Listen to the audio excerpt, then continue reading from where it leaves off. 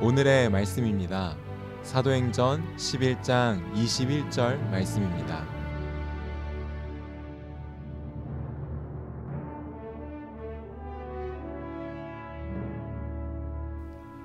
주의 손이 그들과 함께 하심에 수많은 사람들이 믿고 주께 돌아오더라.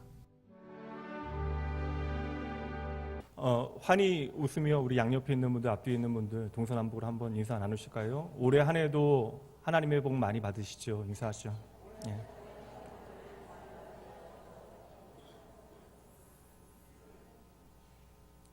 (2019년) 낙원교회 표어가 보이지 않는 하나님의 손길을 보는 교회입니다. 오늘 2019년 첫 주이죠. 한번 표어 제창 하도록 합니다. 제가 선창합니다. 보이지 않는 하나님의 손길을 보는 교회. 한 번 더 합니다. 보이지 않는 하나님의 손길을 보는 교회. 올 한 해 우리가 기대하지 못한 우리의 삶의 모든 영역에서 놀랍게 일하시는 여호와 하나님, 풍성하게 경험하시는 여러분 모두가 되어주시기 주님의 이름으로 축복합니다. 새해가 시작되어졌습니다. 사회적인 분위기 때문인지는 몰라도 새해가 시작되었음에도 불구하고 우리의 마음에는 기대감보다는 불안감이 더 많은 것 같기도 합니다. 당장 내 사랑하는 자녀들의 미래가, 나의 미래가, 이 나라의 미래가 살얼음판을 걷는 것과 같은 상황이지만 이제 하나님의 음성을 들으며 여러분 다시 일어나 다시 시작하셔야 합니다. 젊은이나 나이든 분들이나 물온대서하고 사람들이 요사이 이구동성을 하는 말이 길이 잘 보이지 않는다라고 하는 이야기입니다. 그러면서 나라 탓, 시대 탓, 남 탓도 해보죠. 그렇게 다른 이들이나 다른 상황을 탓해서 우리의 마음이 좀 편해지면 좋겠는데 그것도 아닙니다. 언제나 그때뿐이에요. 그렇다고 달라지는 것 하나도 없습니다. 사랑하는 성도 여러분, 하나님의 사람들은 시대를 탓하지 않습니다. 저와 여러분은 세상이 알지 못하는 새로운 길을 걷는 사람들, 예수 그리스도를 통하여 하나님께서 우리에게 보이시는 믿음의 길을 걷게 되어진 인생들입니다. 그럼에도 오늘 우리에게 그 길이 잘 보이지 않는 이유가 있다면 그것은 길이 없기 때문에 그러한 것이 아니라 우리의 시각이 너무나 좁고 또한 우리의 시력이 나쁘기 때문이죠. 그래서 오늘 저와 여러분에게는 믿음의 안경 하나가 필요합니다. 지금도 제가 안경을 쓰고 있긴 하지만 제 시력이 학창시절부터 그렇게 좋지 못했습니다. 제가 고등학교 때 이미 교정하기 전에 시력이 마이너스 7.5 정도 됐어요. 중학교 3학년 때 제가 여름 수련회 때 참으로 은혜를 깊이 체험하고 집으로 돌아와서 하나님 앞에 구할 것들을 놓고 기도를 하다가 어느 날 밤에 제가 기도를 했습니다. 하나님, 제 시력 좀 좋게 해주세요. 안경으로 제 잘생긴 얼굴 가리지 않도록. 너무 진지하게 들으시면 제가 무안해지고요. 앞에 기도만 제 기도예요. 하나님, 제 시력 좀 좋게 해주세요. 그렇게 간절히 기도하고요. 잠이 들었어요. 그리고 그 기도가 응답되어질 것 같았습니다. 그런데 아침 일어나니까요. 할렐루야. 갑자기 앞이 잘 보이는 겁니다. 제가 마이너스 7.5였는데요. 뿌렸던 제 눈앞이 1.5였던 것처럼 너무나 환하게 잘 보이는 거예요. 너무나 신나고 감사해서 학교 갈 준비를 하려고 세수를 하는데 제 손에 안경이 걸리는 겁니다. 안경을 쓰고 잠든 거예요. 여러분, 시력이 좋아지면 보이지 않던 것들이 보이기 시작합니다. 그래서 안경을 쓰거나 새롭게 렌즈를 끼게 되어지면 우리의 눈에 세상은 전혀 다르게 보여지는 것이죠. 성도 여러분, 예수님께서는 우리가 문을 두드리면 반드시 문을 열어주시겠다 말씀하십니다. 그런데 어떠한 문이 열려질지에 대해서는 말씀해 주시지 않았어요. 그러니 다시 말하면 오늘 내가 두드리는 문이 아닐 수도 있다는 것입니다. 그러니 여러분, 우리에게는 믿음의 눈, 거듭난 시력이 필요한 것이죠. 오늘도 하나님께서 우리에게 열어주시는 문이 우리에게 가장 좋은 문임을 확신하시기 바랍니다. 우리가 필름 하면 생각나는 회사가 하나 있습니다. 코닥이라고 하는 회사이죠. 전 세계 15만 명을 고용하였던 코닥은 2012년 법정 관리에 들어갔고 2013년에 파산 선고를 하게 되었죠. 그래서 한국에는 아직 코닥이 있긴 하지만 한국 코닥은 홈페이지에 보면 새롭게 시작되어졌습니다라고 하는 문구가 가장 앞에 나옵니다. 한때 코카콜라와 맥도날드와 더불어서 미국을 대표하던 브랜드였는데 그 130년이 넘는 역사를 가진 코닥이 변화에 대응하지 못해서 망하게 되어진 것이죠. 코닥의 본사가 있는 지역은 미국 동부의 로체스터라고 하는 지역입니다. 보통 여러분 대규모 제조 산업이 무너지게 되어지면 그 지역 자체가 황폐해집니다. 그래서 자동차 공업의 메카였던 디트로이트도 자동차 공업이 이제 산업이 이제 무너지게 되면 몰락하게 되어지면서 도시 자체가 황폐해졌습니다. 그래서 2016년에 디트로이트 시 자체가 파산을 선고하게 되어져요. 이렇게 대규모 제조업체, 대기업이 몰락하게 되어지면 도시 자체가 황폐해진다라고 생각했던 것이 상식이었는데 6만 명이 넘는 사람들이 근무하였던 코닥 본사가 바로 이 로체스터 지역에 있었고 하루아침에 그 모든 일자리가 없어졌음에도 불구하고 2016년 로체스터의 경제 지표는요, 미국 내에서 가장 역동적인 지역으로 뽑히게 되어집니다. 그리고 현재는 새롭게 10만여 일자리가 생겨났고 실업률은 미국 내에서 평균보다 낮은 지역에 속하게 되어집니다. 그런데 여러분 재밌어요. 그 이유가 무엇이냐면 코닥이 망했기 때문이래요. 코닥이 망했는데 그냥 망하지 아니하였기 때문에 그러합니다. 코닥은 사회적 책임을 다하였던 것이죠. 코닥은 운영하던 그 산업단지의 유유 이제 지역 있잖아요. 유유 시설들을 이제 시 정부와 함께 협력하여서 새로운 벤처 기업들, 특별히 스타트업 그러한 기업들에 값싸게 제공하기로 결정을 하고 그 결과로 지금은 70개가 넘는 새로운 첨단 중소기업들이 그 산업단지 안에 들어와서 코닥의 기술력과 연구, 유통, 제조 시설들을 그대로 이용하게 되어졌습니다. 그렇게 코닥의 유유시설에 들어온 새로운 스타트업들은요, 가장 먼저 코닥에서 해고되어진 직원들을 우선순위로 고용했을 뿐만 아니라 그에 대한 파생 효과로 4만 개가 넘는 새로운 일자리를 창출하게 되어졌던 것이죠.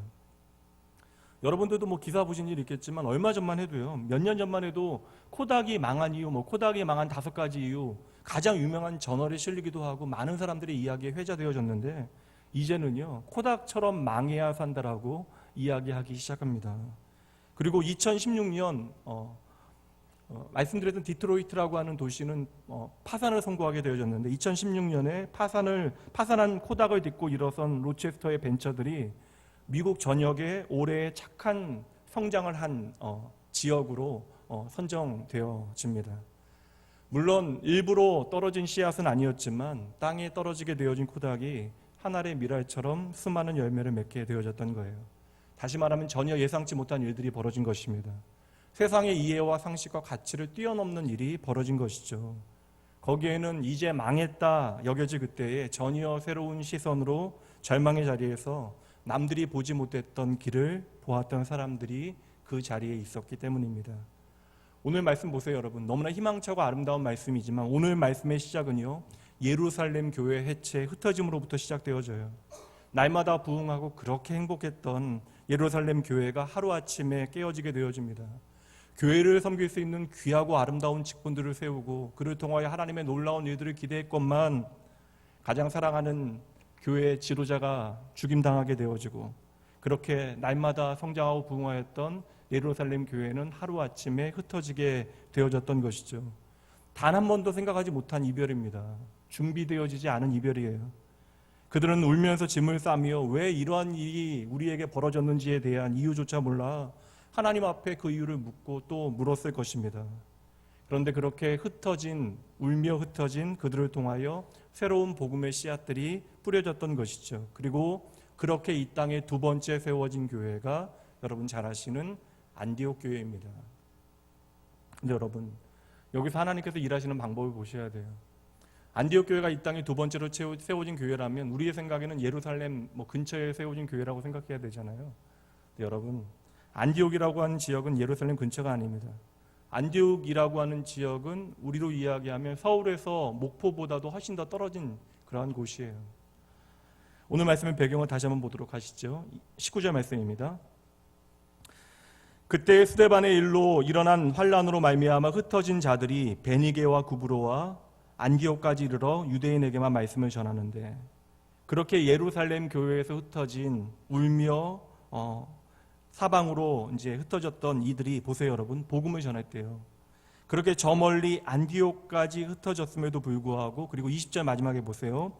예루살렘 성도들을 통하여 예수를 만나게 되어진 몇 사람이 동일하게 주 예수를 전파하기 시작합니다. 여러분, 스쳐 지나가게 되어지는 배경에 대한 설명이 되어질 수 있는 말씀이지만 여기에 여러분 핵심이 있어요. 오늘 우리가 너무나 아프고 슬픕니다. 그렇게 울면서 흩어졌어요. 내 삶의 자리를 지켜내지 못한 것이죠. 그럼에도 그 순간에도 그들이 놓지 않은 한 가지가 있었다라는 거예요. 무엇입니까? 주 예수의 이름이죠. 그렇게 예수의 이름만큼은 붙들었던 그들을 통하여 안디옥 땅에 하나님의 두 번째 교회가 세워집니다. 여러분, 이 땅에 어떻게 주의 교회들이 세워집니까? 주님의 말씀 때문이잖아요. 요한복음 14장 6절 말씀 봅니다. 예수께서 이르시되, 함께 읽습니다. 내가 곧 길이요 진리요 생명이니 나로 말미암지 않고는 아버지께로 올 자가 없느니라. 아멘. 아멘. 여러분, 이제 보세요. 이렇게 흩어진 이들로 세워진 안디옥 교회 안에 어떠한 일들이 이제 벌어지나 보시죠. 그 말씀이 바로 오늘 우리가 살폈던 본문의 말씀 21절입니다. 이번에는 함께 읽도록 합니다. 주의 손이 그들과 함께 하심에 수많은 사람들이 믿고 주께 돌아오더라. 아멘. 당장 예루살렘 교회의 핍박과 어려움, 그 모든 고난들은 도무지 이해가 안 가는 일입니다. 우리끼리 너무나 행복했는데, 날마다 감사할 것들이 우리 안에 가득했는데, 우리가 예수를 주로 만나고 예수를 주라 고백했는데 그 고백을 결과로 예상치 않은 고난이 우리의 삶에 시작되어진 거예요. 그래서 사랑하는 사람들과 흩어지게 되어졌던 것입니다. 그렇다면 여러분, 그 고통과 고난의 끝이 무엇이에요? 결과가 무엇입니까? 이제는 정말 힘들고 망할 것 같아서 좌절하고 절망하는 것이, 포기하는 것이 그들의 마지막 이야기인가요? 아니잖아요. 이제는 그 인생의 마침표를 찍어야 하는 것이 마땅하다고 세상 사람들은 이야기하는데, 그들은 그 상황 가운데 새로운 인생의 느낌표를 찍어내잖아요. 다 끝난 것과 같은 상황 가운데 더 할 수 있는 것이 없어 보이는데 주 예수의 이름이 그들에게 여전한 소망이 되어졌던 것입니다. 그러니 여러분, 절대로 포기하시면 안 돼요. 단 하나의 이유 때문입니다. 하나님께서는 결코 저와 여러분을 결코 포기하지 않으십니다. 여러분, 어릴 때 모래집 놀이 해보셨죠? 모래집 놀이 해보셨나요? 여러분들은 뭐 부유하셔서 집에서 장난감만 가지고 노셨나요? 모래집 노래 하면요, 우리가 어릴 때 생각도 하지 못하고요, 모래를 손에 덮고 부르는 노래 하나 있어요. 두꺼비에게 사기치는 노래 있잖아요. 두꺼봐 헌집 줄게 새집 다오. 여러분들 생각해보면 우리의 인생이라고 하는 게 그렇게 악착같이 이러한 노래 부르면서 사는 거예요. 남들은 헌집 살더라도 나는 새집 사는 인생 살아가기 원하는 것이 우리의 마음입니다. 그런데 여러분, 우리의 인생에 찾아오신 예수님, 주 예수의 이름이 우리의 삶 가운데 들려주시는 노래가 무엇이에요? 반대잖아요. 얘야 헌집다오, 내가 새집 줄게. 우리는 그 예수님 믿고 그 은혜 가운데 살아가는 것이죠. 고린도서 5장 17절, 그 말씀이에요. 그 말씀 함께 읽어봅니다. 그런즉 누구든지 그리스도 안에 있으면 새로운 피조물이라, 이전 것은 지나갔으니 보라 새 것이 되었도다. 아멘. 여러분, 아셔야 돼요. 오늘도 하나님께서는요, 내 스스로 생각하기에 망한 것 같이 보여지는 허물어진 우리의 인생을 멋지게 리모델링하고 계십니다. 그리고 여러분, 우리가 값을 치를 수 없는 그 비용 이미 예수님께서 십자가에서 다 지불하셨대요. 그러니 여러분, 지난날에 우리의 삶의 이야기가 어떠한 이야기이건 간에 여러분, 아버지 하나님의 은혜가 여전히 나를 향하고 있음을 잊지 마셔야 합니다. 그럼에도 불구하고 오늘 이 시간 새로운 한 해 하나님을 예배하고 있는 여러분의 마음 가운데 하나님의 은혜를 향한 참된 감사와 기쁨이 없다면 이유는 단 한 가지이겠네요. 의도하건 의도하지 않았건 간에 아버지 하나님의 은혜를 내가 거절했기 때문입니다. 그런 여러분, 이 시간 말씀을 통하여 다시 한번 고백해내셔야 합니다. 먼저 따라해 보시죠. 하나님은 나를 포기하지 않으십니다. 여러분, 이것이 우리의 능력이에요. 사랑하는 성도 여러분, 은혜가 왜 은혜예요? 은혜는 말 그대로요, 내가 감당하지 못하는 이야기가 그 안에 담겨있기 때문에 그러합니다. 그리고 저와 여러분을 향한 하나님의 놀라운 은혜는 어느 순간에도 결코 마르지 않습니다. 한없이 막막한 현실과 그 현실 가운데 나의 능력 없음을, 무능함을 확인하게 되어지잖아요. 그래서 절망하여 깊은 탄식과 괴로움에 몸부림칠 그때에도 우리의 인생에 찾아오는 한 줄기 소망, 그것이 바로 하나님의 은혜이죠. 2019년 생각보다 현실이 녹록지 않고 나의 새로운 나를 위하여 그 어떤 준비가 부족하다 할지라도 여러분, 나의 예상과 나의 계산을 뛰어넘는 이 하나님의 은혜의 손길을 기대하시는 여러분 모두가 되어주시길 주님의 이름으로 축복합니다. 연말 연초에 이런저런 인사 많이 나누셨잖아요. 목사님이 저도 인사 많이 나눴습니다. 근데 보통 나누는 이야기는요, 보통 세상에서 나누는 이야기는 좀 달라요. 그렇잖아요. 나눠주시는 이야기 가운데 작년에 정말 죽을 것 같았는데 이렇게 살아있는 것이 정말 은혜래요. 도무지 감당할 능력이 되지 않았는데 내게 허락하신 모든 것이 은혜라는 이야기들 하십니다.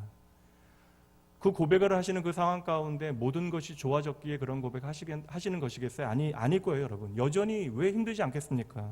그럼에도 이제는 우리가 우리의 삶 가운데 세상이 보지 못하는 것들을 우리가 바라보게 되어진 것이죠. 무엇입니까? 오늘도 변함없이 나를 포기하지 아니하시고 나를 찾아오시는, 그리하여 나를 부르시는 하나님의 은혜이죠. 그런 여러분 잊지 마셔야 합니다. 얼마나 감사해요. 하나님께서 오늘 이 시간에도 저와 여러분을 끊임없이 찾고 계신데요. 그리고 두렵고 떨리는 마음으로 한없이 겁내고 있는 저와 여러분에게 찾아오셔서 하나님의 손길을 우리 안에 덮어주시고 더불어 하나님의 손길을 이 땅에 나타내기를 원하신다라는 것이죠. 그런 여러분, 하나님이 얼마나 끈질긴 분이신가를 우리가 알아야 하는 거예요. 하나님은 참으로 고집이 대단하십니다.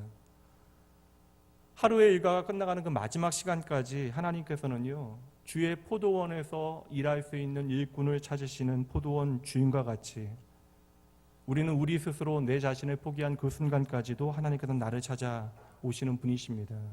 성경은 끊임없이 그 하나님의 마음을 우리에게 전하고 있는 것이죠. 한 말씀만 보도록 합니다. 시편 139편으로 가보도록 합니다. 내가 주의 영을 떠나 어디로 가며 주의 앞에서 어디로 피하리이까? 내가 하늘에 올라갈지라도 거기 계시며 수월에 내 자리를 펼지라도 거기 계시니이다. 내가 새벽 날개를 치며 바다 끝에 가서 거주할지라도 거기서도 주의 손이 나를 인도하시며 주의 오른손이 나를 붙드십니다. 이 하나님의 은혜의 손길, 이 하나님의 긍휼의 손길을 잊지 마셔야 하는 것이죠. 도무지 내 인생에 자랑할 것 없어서 이제는 부끄러움밖에 남지 않은 저와 여러분의 삶 가운데도 절박한 심정으로 그저 오늘을 버티고 있는 것이 우리의 전부인 것처럼 여겨지는 그 순간에도 하나님의 은혜는, 하나님의 나라는, 아버지의 손길은 여전히 우리의 삶 가운데 임합니다. 말씀 보세요. 깊은 어둠 가운데 그저 우리는 살기 위하여 두려움으로 날개짓하고 있는데 하나님께서는 그 날개짓을 새로운 새벽을 향하여, 아침을 향하여 가는 새벽 날개짓이 되어질 수 있도록 일하시는 분이십니다. 그분이 바로 저와 여러분의 하늘 아버지이신 것이죠. 그러니 여러분, 하나님의 은혜를 과소평가하시면 안 돼요. 모든 물이 결국에는 바다에서 만나게 되어지는 바와 같이 하나님의 은혜는 저와 여러분의 모든 죄책감, 죄의 문제, 허물을 흔적도 없이 삼켜버립니다. 하나님의 은혜는 저와 여러분의 모든 아픔과 지난날의 절망을 깨끗하게 씻어낼 것이에요. 그런 여러분, 저와 여러분이 할 것은 다른 것 아닌 것 같아요. 오늘 나의 현실이 너무나 막막하여 답이 없다 여겨질 그때에도 하나님을 향한 나의 작고 연약한 겸손한 마음의 시선을 있는 그대로 옮겨드리시기만 하면 돼요. 하나님만 바라보시면 됩니다. 그리고 어느새 세상을 향하여 내가 두 주먹 움켜쥐고 살았던 그 모든 것들을 내려놓고 하나님을 향하여 내 손을 펴서 열어드리기만 하면 되는 것이죠. 하나님께서 기뻐하시는 겸손, 여러분, 겸양의 태도 아닙니다. 하나님께서 오늘도 우리에게 원하시는, 기뻐하시는 겸손은요, 바로 이런 고백일 것 같아요. 하나님 아버지, 오늘도 저는 하나님 없으면 안 되겠네요. 하늘을 향하여 우리의 시선이 그렇게 열리게 되어지면, 내 움켜쥐었던 내 두 손을 펴서 드리기만 하면 하나님께서는 하나님의 사랑하는 자녀들에게 내가 상상하지 못했던 하늘의 새로운 길을 반드시 열어서 보여주시는 분이십니다. 지난주에 그리고 송구영신 예배, 무지개 가족 새벽 기도회까지 줄기차게 2019년 한 해를 시작하시는 여러분들에게 말씀드렸는데 오늘도 또 말씀드립니다. 하나님의 사람들에게는 세상이 알지 못하는 하늘의 능력을 누릴 수 있는 비법을 알려주셨는데 그것은 바로 세상이 결코 누릴 수 없는 축복, 하나님께서 우리에게 주신 특권, 기도입니다. 여러분, 우리가 간절히 기도하면 반드시 하나님께서는 새로운 길을 우리에게 보여주십니다. 그러므로 여러분, 성도는요, 날마다 기도를 먹고 자라나야 하는 것이에요. 어떤 분들이 때때로 목회자에게 푸념합니다. 기도하다 지쳤다라는 이야기 하세요. 한 청년이 저에게 하나님께서 너무나 오랫동안 기도하게 하신대요. 그러나 여러분, 우리가 하나님을 향하여 투정 부리는 그 순간, 우리의 기다림으로 힘겨워하는 그 순간, 여러분, 우리의 기다림과는 비교할 수 없을 정도로 하나님께서는 우리의 삶을 축복하기 원하신다는 사실을 기억하셔야 돼요. 오늘 말씀에 안디옥 교회 성도들에 대한 설명 다시 보자고요. 뭐라고 이야기합니까? 주의 손이 그들과 함께 했대요. 그들의 삶에 얼마나 많은 지난 이야기들이 있었겠습니까? 그들이 경험했던 모든 일들, 아픔, 실패, 좌절, 절망, 죄책감. 그러나 성경은 그러한 것들로 안디옥 교회 성도들을 설명하지 않습니다. 안디옥 교회 성도들을 향하여 주의 손이 함께 했다라고 설명하고 있어요. 주의 손이 함께 했다. 제가 좀 더 분명하게 구체적으로 표현해 볼까요? 하나님밖에 소망이 없어 주 예수의 손만 붙들었던 사람들, 그들이 바로 안디옥 교회 성도들입니다. 그런 여러분, 안디옥 교회 성도들의 하나님을 향한 그 절박함을 성경은 하나님의 손이 함께했던 사람들로 설명하고 있는 거예요. 여러분, 세상의 절박함은 무엇이겠습니까? 내가 원하는 것이겠죠. 그리고 세상의 절박함은 언제나 내 상황과 내 어려운 환경이 되어질 것입니다. 그러나 하나님의 백성들의 간절함과 절박함은 그 어떤 상황이 아니라 하나님이 되어져야 하는 것이죠. 그러니 여러분, 믿음은 다른 것이 아니에요. 믿음이라고 하는 것은 하나님을 향하여 필사적이 되어지는 것입니다. 주 나를 박대하시면 나 어디 가리이까 하는 찬양대로 날마다 우리는 하나님을 향하여 절박해져야 하는 것이죠. 이사야 55장 말씀 보도록 합니다. 이 말씀도 함께 읽어보도록 할게요. 너희는 여호와를 만날 만한 때에 찾으라. 가까이 계실 때에 그를 부르라. 이건 세상적인 삶의 원리로 생각해도 너무나 단순하죠. 때가 있다라는 거예요. 타이밍이 중요하다라는 것입니다. 그럼 하나님을 만날 만한 때는 언제냐고요? 하나님께서 언제 가까이 계십니까? 여러분은 아십니까? 아시잖아요. 왜 모른 척 하십니까? 하나님은 늘 언제나 우리와 함께 하신대요. 그러니 하나님을 만날 만한 때, 하나님께서 나와 가까이 계시는 때는 언제예요? 바로 오늘이죠. 오늘. 고린도서 6장 2절이요. 방송실 좀 정신 챙기셔야 되겠는데. 이르시되 내가 은혜 베풀 때에 너에게 듣고 구원의 날에 너를 도왔다 하셨으니 함께 읽죠. 보라 지금은 은혜 받을 만한 때요, 보라 지금은 구원의 날이로다. 아멘. 때가 있대요. 날이 있다라는 것입니다. 2019년 새해 첫 예배를 드리는 오늘이 바로 여러분을 향한 하나님의 은혜의 때임을 믿으시기 바랍니다. 하나님은 지금 몇백 명의 사람들을 한꺼번에 만나시는 것이 아니에요. 여러분 한 명 한 명을 찾아와 하나님의 은혜를 부어주십니다. 그러니 여러분, 오늘 하나님의 부르심에 여러분들이 응답하셔야 합니다. 반응하셔야 돼요. 오늘 나에게 말씀을 주신다면 오늘 우리가 반응해야 하는 것이죠. 우리가 내일 응답해야 한다면 하나님께서 내일 말씀을 주실 거예요. 오늘 우리가 이 자리에서 오늘 하나님의 말씀을 듣게 되어진다면 오늘이 우리가 하나님의 은혜를 경험할 때입니다. 이미 내가 예수를 믿고 그냥저냥 잘 살고 있다라고 여겨지십니까? 근데 여러분, 저와 여러분 그냥저냥 살기 위해 존재하는 그런 사람들이 아니잖아요. 우리는 하나님의 구원을 받기 위해 살아가는 존재가 아니라 이제 하나님의 구원의 능력과 그 은혜를 누리기 위하여 살아가는 존재들입니다. 여러분들은 여러분의 평생에 최고의 하나님을 만나셨습니까? 우리의 삶은 이제 우리의 인생의 최고의 하나님을 만나기 위하여 집중하여야 하는 삶이에요. 우리가 최고의 하나님을 나의 삶 가운데 만나게 되어진다면 세상의 다른 것들로 우리가 만족하거나 그 부족으로 인하여 우리가 힘겨워하지 아니할 것입니다. 때때로 그 부족으로 인하여 넘어지게 되어질 때에도 내가 반드시 일어나야 할 이유를 예수의 이름에서 우리는 고백하게 되어질 것이에요. 여러분, 우리의 인생이 어떠한 인생이었습니까? 우리가 아직 죄인이었을 그때에는 하나님을 찾는 것 자체를 몰랐던 인생. 그래서 여러분, 우리가 두 주먹 불끈 쥐고 그저 죽기 살기로 노력해야만 하는 인생을 우리가 살았잖아요. 그러나 하나님의 거룩하신 부르심으로 예수 그리스도의 십자가의 은혜를 통하여 하나님의 자녀가 되어진 후로부터 우리는 무슨 일이 있으면 이제 하나님을 향하여 구하고 찾는 인생을 살아가게 되어진 것입니다. 그런 여러분, 오늘 여러분의 인생에 내가 해결할 수 없는 그 어떤 문제가 있다면 큰 소리로 하나님을 향하여 말씀하셔야 합니다. 하나님을 부르셔야 하는 것이에요. 여러분 잘 보셔야 돼요. 오늘 예루살렘 교회 핍박 가운데 흩어졌잖아요. 그러나 그것이 마지막 이야기가 아닙니다. 예루살렘 교회의 고난이 안디옥 교회를 세워냈던 것이에요.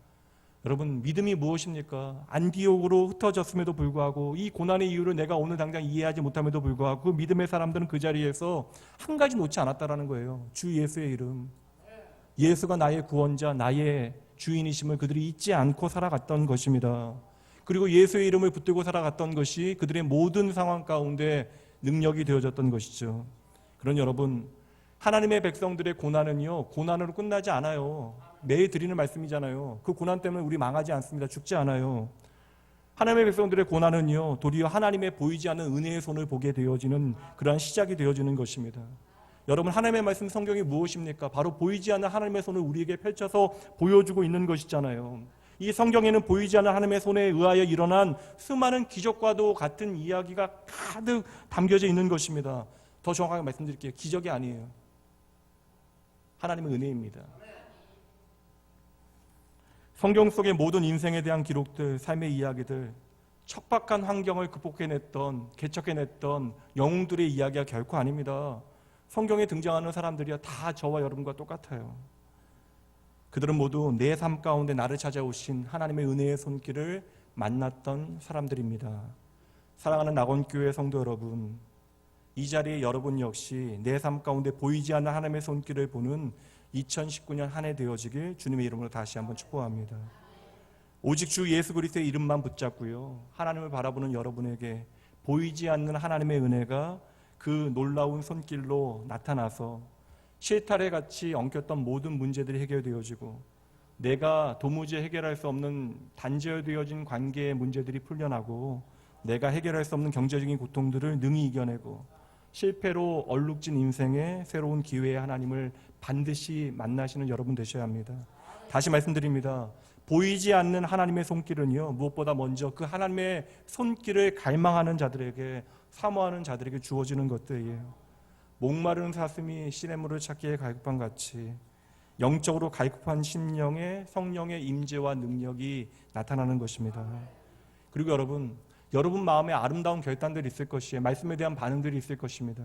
그 아름다운 결단들을 여러분의 삶의 구체적인 언어와 구체적인 이야기로 바꾸어 내셔야 돼요. 그런 의미로 생각할 때 오늘부터 시작되어지는 말씀 사경에는 참으로 좋은 기회입니다. 집중적으로 말씀을 들으며 내 삶 가운데 일하셨으며 일하시고 일하실 여호와 하나님의 손길을 열망하시는 시간이 되어지셔야 하는 것이죠.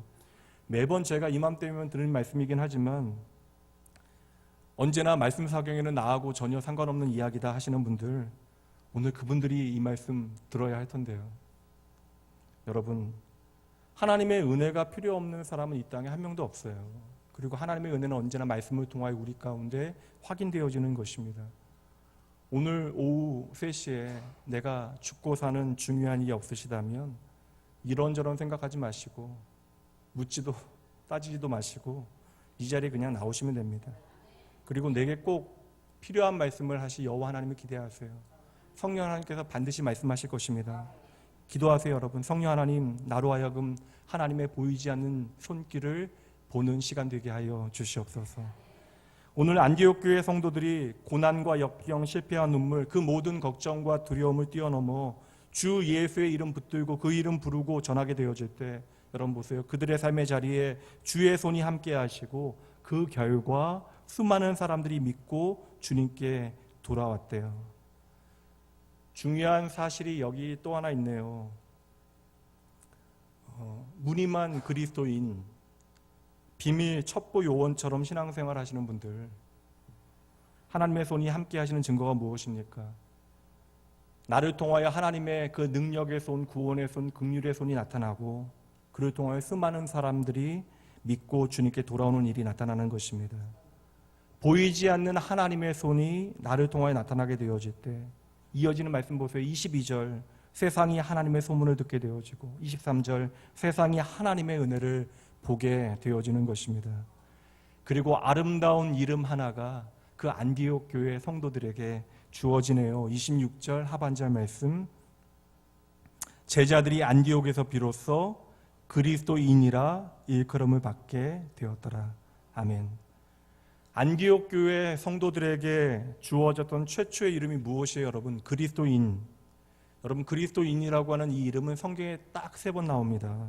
그런데 이 그리스도인이라고 하는 이름을 받은 교회는요, 먼저 되어졌던 예루살렘 교회가 아니었고 뒤늦게 세워졌던 안디옥 교회였다라는 것이죠. 이름 없는 무명의 성도들, 흩어진 힘없는 자들, 그리고 이방인들, 그러나 예수 그리스도의 이름 붙들고 그 이름 고백하고 그 이름 살아냈던 그들을 통하여 하늘의 능력이 그들의 삶의 자리에 보이는 은혜로 나타났던 거예요. 그리고 그 결과가 바로 그리스도인이라고 하는 이름입니다. 오늘 저와 여러분에겐 너무나 당연한 이름인데, 여러분, 안디옥 교회 성도들에게 그리스도인이라고 하는 이름은 너무나 감격적인 이름이었을 거예요. 내가 예수의 사람들로 불리워지게 되어진 것입니다. 그리스도인이라고 하는 단어가 영어로는 크리스찬이에요. 크리스찬. 죄송합니다. 크리스찬에 대한 재밌고 그러나 참으로 의미 있는 단어풀이 하나를 봤는데, 화면 가능할까요? 예. 크리스찬은 크라이스트, 예수님 더하기 IAN이래요. IAN만 풀면 될 것 같아요. 그러니까 크리스찬은 예수님과 더하기 보여주셔도 돼요. I am nothing. 그러니까 예수가 없으면 아무것도 아닌 사람들이 바로 그리스도인인 것이죠. 그래서 예수 그리스도께서 이끄시고 책임지시는 인생을 살아가는 사람들, 그렇게 예수님께 푹 빠진 인생을 살아가는 사람들이 바로 그리스도인이 되어지는 것입니다. 이렇게 예수 그리스도를 믿고 하나님의 능력의 손을 내 삶의 자리에서 확인하게 되어지고 예수의 이름을 나의 전부로 살아가는 사람들에게 주어졌던 이름이 그리스도인인 것인 것이죠. 그러고 보니까 여러분, 그리스도인이라고 하는 이 이름 생각해 볼 때, 우리의 삶에 비춰볼 때 우리로 하여금 참으로 부끄럽다라고 하는 생각을 하게 합니다. 그러니 여러분, 더욱더 하나님의 은혜 믿음으로 바라보셔야 돼요. 예수 그리스도를 만나고 하나님의 은혜의 손길을 경험하시고요, 이제는 마음을 다하고 뜻을 다하여 주의 몸된 교회와 하나님의 나라를 섬기는 일꾼들은 그러므로 여러분 언제나 동일한 고백해야 돼요. I'm nothing. 나는 아무것도 아닙니다. 세상에서 여러분, 나는 아무것도 아니라고 하는 이 고백, 실패자의 고백처럼 들려질 수 있어요. 그러나 여러분, 예수 그리스도 안에서 성도의 I'm nothing, 나는 아무것도 아닙니다라고 하는 고백은요, Jesus all, 나는 예수님만으로 충분합니다라고 하는 믿음의 고백이 되어지는 것이죠. 여러분, 너무 힘들어하지 마세요. 혼자 책임지려 하지 마십시오. 우리는 그저 하나님의 은혜의 도구들일 뿐이에요. 주의 몸된 교회 자녀들, 그 삶을 복되게 하시고 자라나게 하실 분은 오직 여호와 하나님이십니다. 그러니 여러분 분명해져요. 저의 삶과 여러분의 삶, 그리고 주님의 몸된 교회에 가장 필요한 것은요, 사람의 능력 그 어떤 자원이 아니라 오직 하나님의 능력입니다. 그러니 여러분, 하나님의 백성들의 진짜 실패는요, 내 힘을 의지하게 되어질 때 나타나는 것입니다. 교회 안에서도 재정이 부족하다, 자원이 부족하다, 일꾼이 부족하다, 교회를 걱정하고 아끼는 마음에서 하시는 말씀이죠. 그러나 여러분, 이런 말은 결국 하나님을 의지하지 아니하고 사람과 환경을 의지하는 말이 되어집니다. 모든 부족의 현장에 하나님의 능력의 길이 임하게 되어지면요, 도리어 우리의 삶의 모든 부족은 하나님의 역사, 하나님의 부흥, 하나님의 일하심의 증거가 되어지는 것입니다. 물론 주의 일을 감당하기 위해서 사람도 필요하고 자원도 필요하고 환경도 필요합니다. 그러나 이 모든 것들은 하나님의 능력이 나타나는 수단과 통로이지 하나님의 능력 자체가 되어질 수는 없는 것이에요. 그렇다면 여러분, 오늘 우리가 바라봐야 할 것이 무엇인지는 더욱더 확실해지죠. 이스라엘 백성들이 가나안 땅에 들어갈 때 여리고에서 말도 안 되는 승리 경험하게 되어지잖아요. 여리고성 전투에서 함락되어진 여리고성을 바라보며 그들이 고백할 수 있는 것은 무엇이에요? I'm nothing. 나는 아무것도 아닙니다. 그 고백을 통하여 하나님의 손길이 이 땅에 임하는 것을 그들은 확인했어요. 그리고 그들은 오해합니다. 이제는 우리가 능력이 있다고 착각해요. 그래서 내 손에 들려있는 창과 칼을 가지고 내가 능히 싸워낼 수 있는 아이성 전투에 참가하게 되어지죠. 그리고 그 아이성 전투는 참패하게 되어집니다. 내가 싸워서 이길 수 있다라고 생각한 그 순간 그들의 삶에 실패가 찾아왔던 것입니다. 그런 여러분, 2019년 결코 잊지 마셔야 돼요. 한번 따라해 보실까요? 나는 오직 하나님의 은혜로 삽니다. 한 번 더요. 나는 오직 하나님의 능력으로 삽니다. 안디옥 교회 성도들이요, 아무것도 없는 사람들이에요. 그러나 그들의 삶 가운데 하나님의 능력의 손이 나타났던 것입니다. 반대로 여러분, 우리는 그들보다 많은 것 가지고 있다고요. 그런데 왜 우리의 삶에는 변화의 이야기가 시작되지 않습니까? 왜 오늘 저와 여러분의 삶에는 그리스도인이라고 하는 그 이름값이 제대로 나타나지 않을까요? 왜 저와 여러분을 통하여 단 한 생명도 오늘 새롭게 되어지는 일들이 벌어지지 않습니까? 여러분, 우리의 삶에 진짜 변화라고 하는 것은요, 나의 의지나 나의 결심, 나의 깨달음으로 되어지는 것이 아니에요. 내가 아무리 똑똑하고 내가 아무리 많은 것을 가지고 있고 내 안에 아무리 구슬픈 감정이 벌어진다 한들 그것으로 이루어지는 것이 아닙니다. 단 한 가지, 하나님께서 우리 찾아오셔서 내 마음 건드리시고 내 영혼 만지실 때 이루어지는 일들이에요. 다시 말씀드립니다. 오직 하나님의 손에 달려있는 것입니다. 모든 사람들이 다 좋은 조건에 있지 않잖아요. 이 자리에 앉아 계신 분들 가운데서도 오늘 내 코가 석자이고 당장 2019년을 어떻게 살아내야 할지 염려이신 분들 계실 것입니다. 내 삶의 자격지심이나 상처나 원망이나 자책감이 너무나 커서 하나님의 부르심에 머뭇거리고 계시는 분들 계실 것이에요. 맞아요, 여러분. 우리 모두에게는 내가 감당하지 못하는, 내가 해결하지 못하는 분노와 실망과 연약함과 절망과 실패의 이유들과 이야기들이 가득합니다. 그런 여러분 제대로 보셔야 돼요. 나의 실패와 분노와 절망과 연약함 참으로 힘든 이야기예요. 그러나 여러분, 우리는 믿음으로 나의 모든 실패와 분노와 실망과 연약함, 그 절망의 반대편에 있는 하나님의 은혜를 바라봐야 하는 거예요. 그렇게 믿음으로 우리가 하나님의 은혜를 바라보게 되어질 때 세상의 어떠한 절망과 분노와 절망과 그 실패보다 큰 하나님의 은혜를 우리는 보게 되어지는 것입니다. 성도 여러분, 내 삶에 보이지 않는 하나님의 은혜의 손길을 보는 방법이요, 다른 건 아니에요, 여러분. 하나님을 향하여 내 손을 드는 것입니다. 저와 여러분 하나님의 은혜 앞으로 손만 들고 나아가면요, 우리의 인생은 감당하지 못할 하나님의 은혜의 손길을 증거하는 그러한 증인의 삶이 되어질 것입니다. 말씀 마치도록 합니다. 여러분, 우리가 하나님을 향하여 손을 들기만 하면 하나님은 언제나 저와 여러분의 편이 되어주세요. 잊지 마셔야 합니다. 기억하셔야 돼요. 저와 여러분 예수 그리스도 안에서 이미 하나님과 더불어 승리의 노래를 부르는 사람들입니다. 하나님께서는 하나님을 향하여 그 믿음의 걸음을 내딛는 여러분 하나하나를 끝까지 도우시고 여러분의 삶에 하나님의 선하신 계획 가운데 아름다운 복된 이야기들을 시작하실 것이에요. 그리고 하나님의 그 능력의 손을 여러분을 통하여 증거해내실 것입니다. 2019년 그리고 당장 오늘 오후부터 시작되어질 말씀 사경을 통하여 어느새 우리 안에 잃어버렸던 하나님의 은혜의 감격과 그 은혜의 손길을 회복하시는 여러분 모두가 되어주시길 주님의 이름으로 축복합니다. 오늘도 이렇게 말씀 마무리하며 설교 이렇게 인사하고 마무리할게요. 예수 그리스도의 이름으로 여러분 초청합니다. 오늘 오후 3시에 기쁨으로 다시 뵙도록 할게요. 함께